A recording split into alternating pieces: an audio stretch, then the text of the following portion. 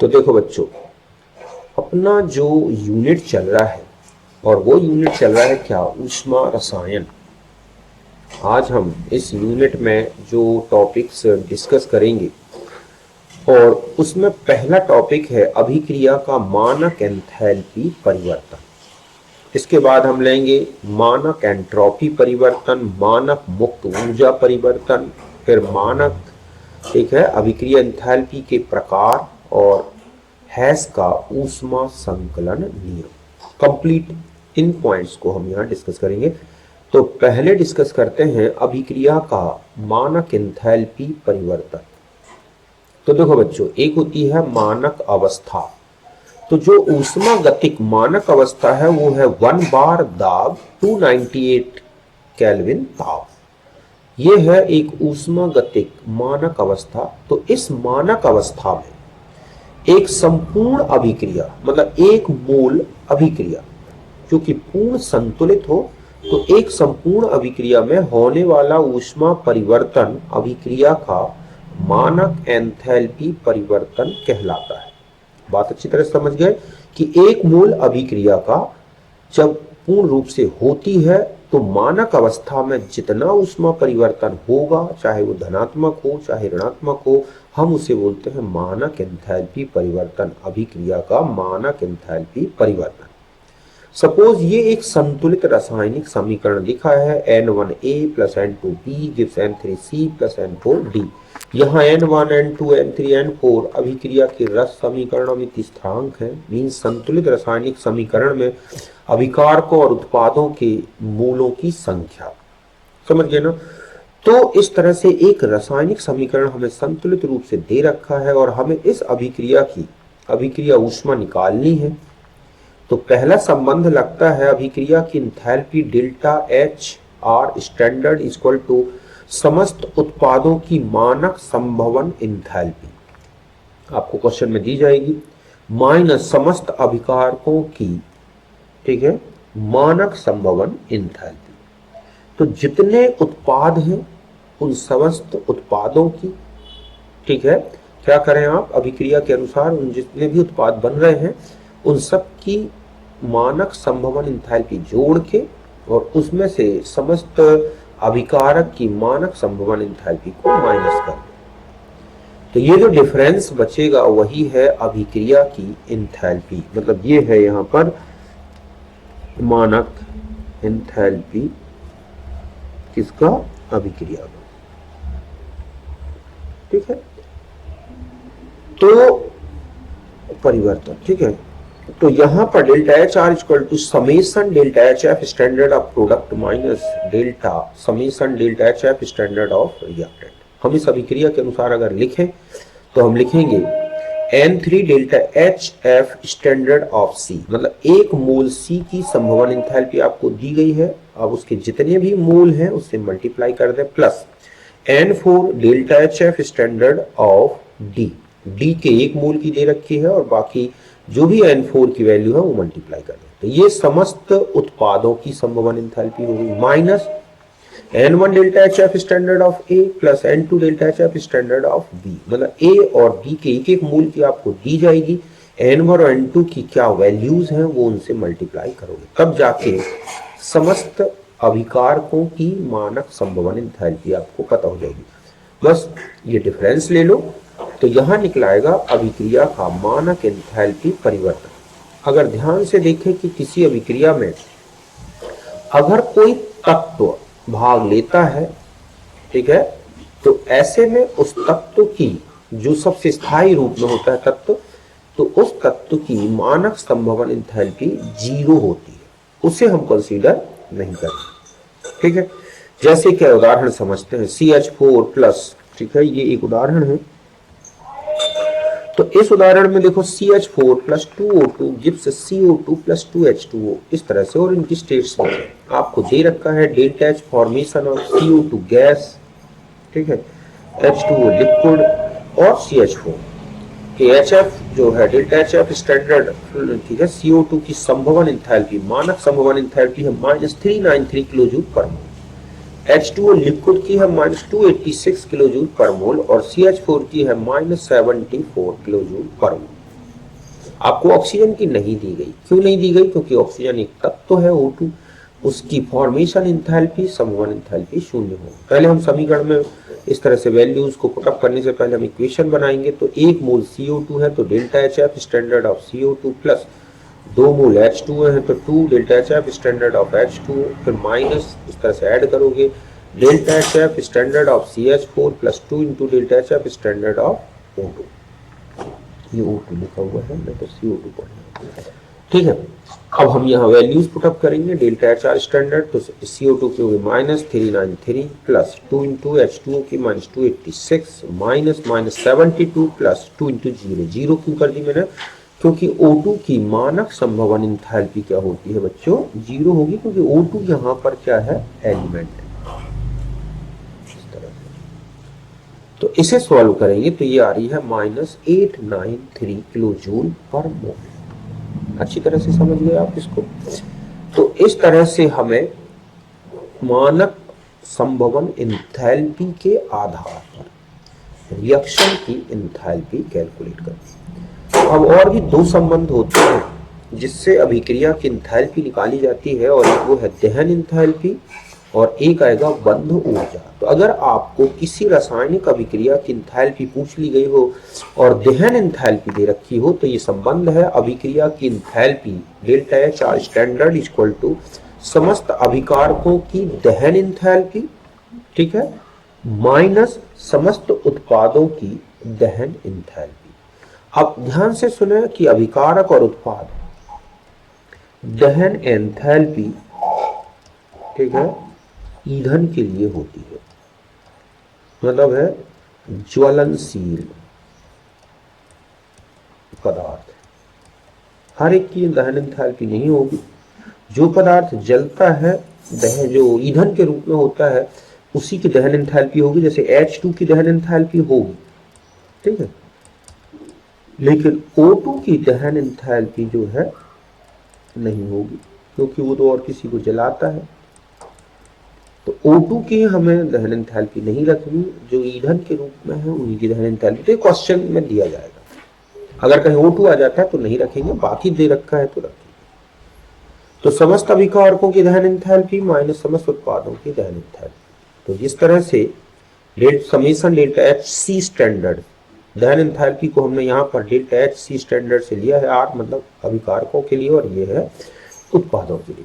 ये तो है कि अगर आप दहन इंथैल्पी का यूज कर रहे हैं तब, और अगर बंध ऊर्जाओं का प्रयोग किया जाए तो इसके आधार पर भी अभिक्रिया की इंथैल्पी निकलती है। अभिकारकों के समस्त बंधों की बंध ऊर्जाएं, ठीक है, कि जितने भी बंध हैं उन समस्त बंधों की बंध ऊर्जाओं का योग कर लें, ऊर्जाओं का योग माइनस, ठीक है, समस्त उत्पाद बंधों की बंध ऊर्जाओं का योग, summation bond energy of E, और यहाँ लिखा है summation bond energy of R मतलब रिएक्टेंट और यहाँ पर product. Means delta HR standard equal to summation bond energy of R minus summation of bond energy of P, मतलब रिएक्टेंट और प्रोडक्ट। इस तरह से तो ध्यान रखा विक्रिया एंथैल्पी में केवल उत्पाद में से अभिकारक की घटाई गई है, वो है संभवन एंथैल्पी के संबंध में। लेकिन यहाँ पर दहन एंथैल्पी हो चाहे बंध ऊर्जा हो,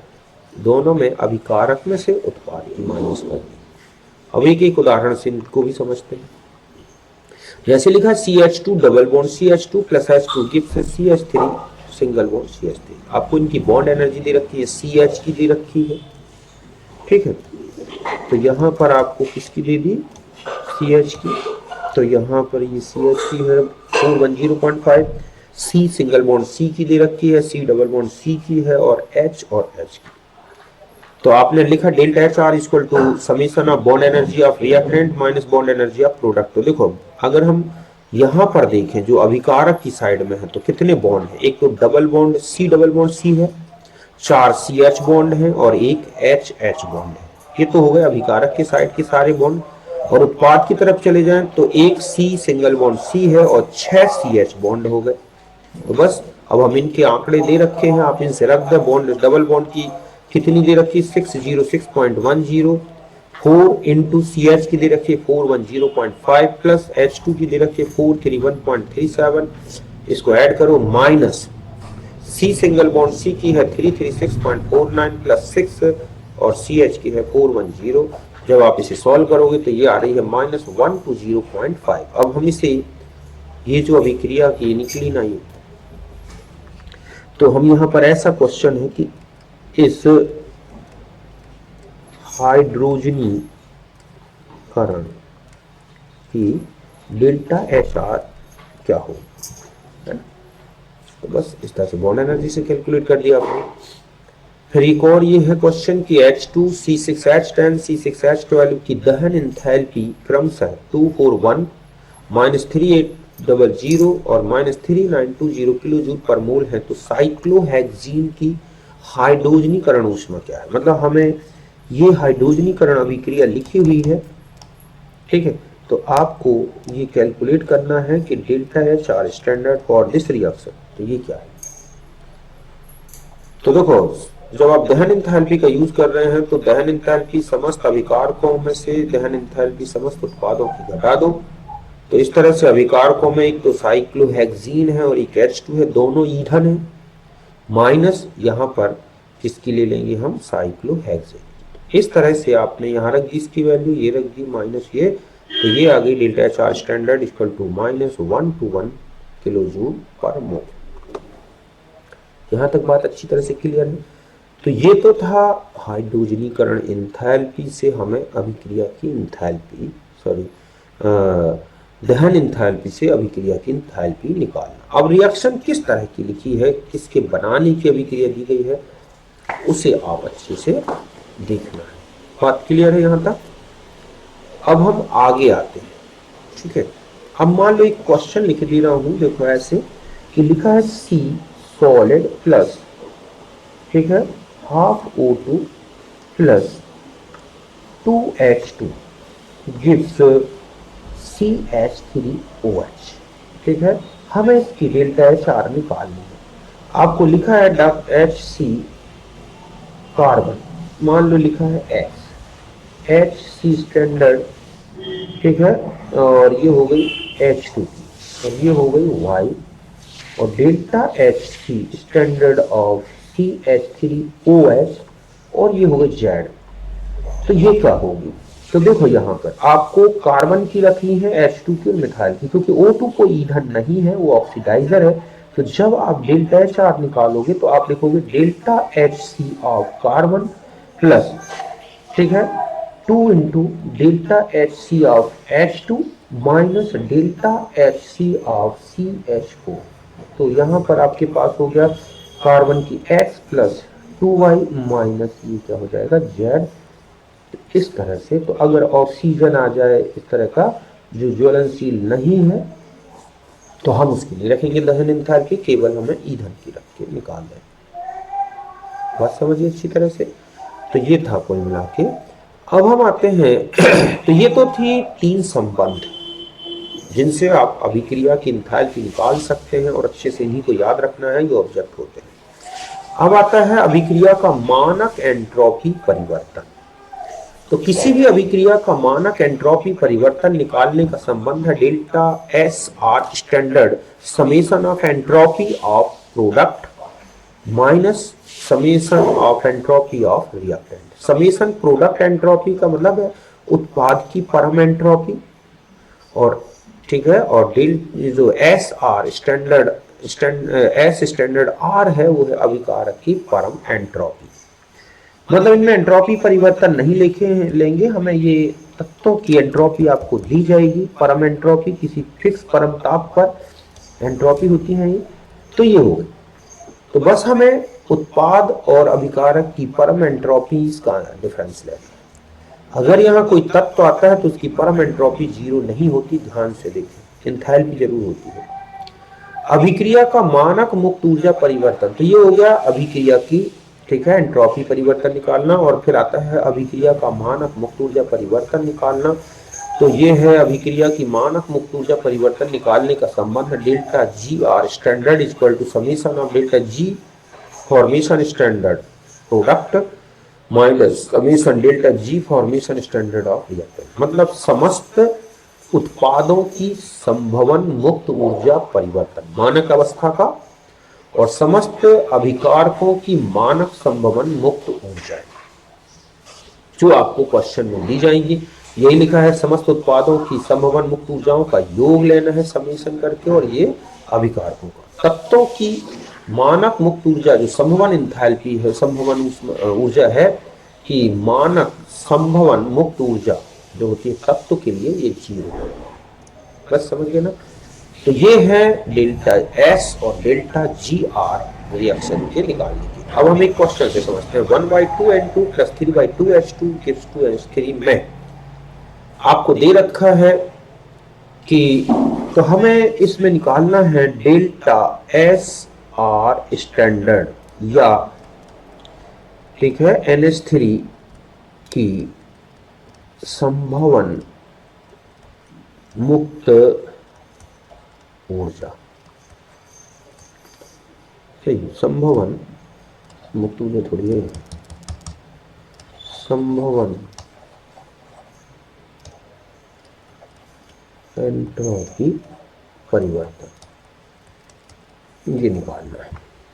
तो बस हमें करना क्या है, आपको दे रखी है N2 की जो परम एंट्रोपी है वो है 191.5, H2 की है 130.5 और अमोनिया की 192.6। पहले आप रिएक्शन देखें, एक मोल अमोनिया के निर्माण की लिखी है तो बस एक मोल के लिए ही भरें, क्योंकि हमें अमोनिया की संभवन एंट्रोपी परिवर्तन निकालना है। तो हम लिखेंगे डेल्टा एस आर स्टैंडर्ड 1/2, ठीक है, absolute entropy of N2 + 3/2 absolute entropy of H2, जितने भी स्टोइकियोमेट्रिक कोएफिशिएंट हैं और उसमें से किसकी माइनस करनी है।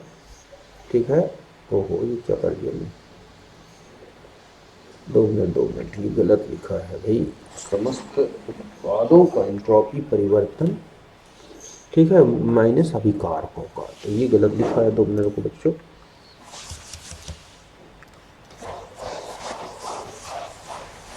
ठीक है। तो यहाँ तक ये 2 मिनट, तो यहाँ से निकालना है अभिक्रिया में एंट्रोपी परिवर्तन। तो समस्त ठीक है उत्पादों में से किसको घटाना है, अभिकारकों। तो यहाँ पर जब हम लिखेंगे संबंध तो यहाँ पर हो जाएगा delta S R standard equal to summation, तो हम समेशन का ठीक है summation entropy formation of product minus summation entropy परिवर्तन जो है वो है रिएक्टेंट का, sorry absolute entropy of product minus absolute entropy of reactant. तो देखो यहाँ पर भरते जाए तो प्रोडक्ट की क्या हो जाएगी, मतलब यहाँ पर S F of ammonia minus, फिर यहाँ ले लो 1/2 S F standard of N2 plus 3/2 S F standard of H2। अब बस ये वैल्यू पुटअप कर दो आप इसमें, ठीक है। तो ये वैल्यू जब आप पुटअप करेंगे तो बच्चों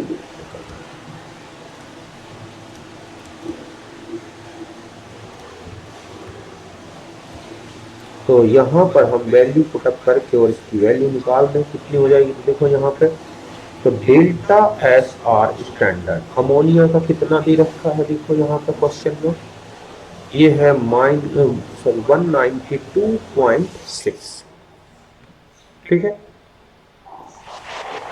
ये अमोनिया माइनस यहाँ आ जाए 1/2 N2, N2 का कितना दे रखा है 191.5 प्लस और H2 का हो जाएगा 3/2 इंटू 130.5। तो जब हम इसे सॉल्व करेंगे तो हमारा रिजल्ट आएगा जो कि माइनस में आना चाहिए, क्योंकि आप देख रहे हैं कि अगर परिवर्तन की बात करें एंट्रोपी परिवर्तन तो यहाँ अभिकारकों के केवल 2 मोल हो रहे हैं जबकि यहाँ उत्पादों के 1 मोल हो रहे हैं। तो ऐसे में एंट्रोपी चेंज ऋणात्मक आएगा और ये करके दिखना आ जाएगा। बात समझ गए ना। तो इस तरह से निकाला हमने अभिक्रिया का एंट्रोपी परिवर्तन। अब हम आ जाते हैं एक क्वेश्चन ये है जिसमें हमने अभिक्रिया का मुक्त ऊर्जा परिवर्तन निकाला है। जैसे C6H12 C6H6 plus 15/2O2 gives 6CO2 plus 3H2। मैंने हमें यहाँ पर बेंजीन की फॉर्मेशन फ्री एनर्जी चेंज दे रखा है, CO2 का दे रखा है और H2O का। जब हम निकालेंगे अभिक्रिया का मुक्त ऊर्जा परिवर्तन तो हम यहाँ लिखेंगे delta G R standard equal to जितने उत्पाद हैं, मतलब आपने यहाँ delta G R standard summation delta G F formation of product minus delta G F of reactant. तो उत्पाद में 6 मोल CO2 की फॉर्मेशन फ्री एनर्जी चेंज लेना है प्लस 3 मोल H2O की संभवन मुक्त ऊर्जा परिवर्तन लेना है और यहाँ पर आपको बेंजीन और O2 का ध्यान से देखें कि जो ये होता है एलिमेंट के लिए डेल्टा जी फॉर्मेशन एलिमेंट, ये पहले भी बता दिया मैंने, तो ये कितना रख देना है 0। बस ये वैल्यू पुटअप कर दो, 6 मोल CO2 का, 3 मोल H2O की और 1 मोल बेंजीन की संभवन मुक्त ऊर्जा है, तो ये वैल्यू सॉल्व करके 3248 किलोजूल पर मोल आ जाएगा। तो इस तरह से आपने अभिक्रिया की जो है मुक्त ऊर्जा परिवर्तन कैलकुलेट की। और अगर हम तीनों में delta G R standard, delta S R standard, delta H R standard का रिलेशन देखें तो गिब्स हेल्महोल्ट्ज इक्वेशन से देख सकते हैं delta G R standard equal to delta H R standard minus T delta S R standard. अगर delta G standard negative आ जाए तो स्पॉन्टेनियस रिएक्शन होती है, ये पॉजिटिव आ जाए तो नॉन स्पॉन्टेनियस, और जीरो आ गया तो वो इक्विलिब्रियम में होती है। और ये हमने एक्सोथर्मिक एंडोथर्मिक अभिक्रियाओं की स्पॉन्टिनिटी, ठीक है, उनकी स्वतः प्रवर्तन को ऑलरेडी पहले डिस्कस कर लिया। तो यहाँ तक बात अच्छी तरह समझ में आ गई। तो ये था हमारा अभिक्रिया की इंथैल्पी, अभिक्रिया का एंट्रोपी परिवर्तन, अभिक्रिया का मुक्त ऊर्जा परिवर्तन। तो यहाँ तक अच्छी तरह समझ गए। अब हम दूसरे टॉपिक, दूसरे उसमें वीडियो में डिस्कस करेंगे types of reaction enthalpy. Okay.